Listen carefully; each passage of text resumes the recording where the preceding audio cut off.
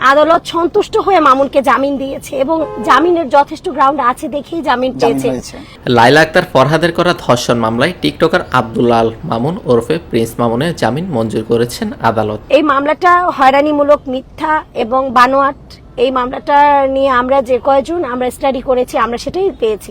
আজ ঢাকার মহানগর দায়রা জজ মোহাম্মদ আসাম জগলুল হোসেন এই আদেশ দেন। আগে ব্যাপারটা জানবেন, আগে বোঝার চেষ্টা করবেন আসলে ঘটনাটা কি হয়েছে। এর আগে গত 13 জুন রাত 9:45টার দিকে ঢাকা চট্টগ্রাম মহাসড়কের কুমিল্লার দাউদকান্দি টোল প্লাজা থেকে তাকে গ্রেপ্তার করে দাউদকান্দি থানা পুলিশ।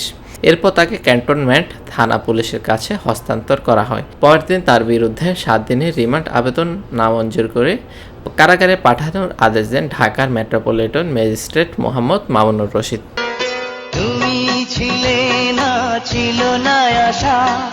এরপর সেই নামঞ্জুরের আদেশের বিরুদ্ধে ফৌজদারি বিবিধ মামলা করে মহানগর দায়রা জজ আদালতে জামিন আবেদন করেন তার আইনজীবী। আজ শুনানিকালে বাদী আদালতে হাজির ছিলেন। এ সময় তার আইনজীবী জামিনের বিরোধিতা করেন। উভয় পক্ষে শুনানি শেষে বিচারক তার জামিন মঞ্জুর করে আদেশ দেন।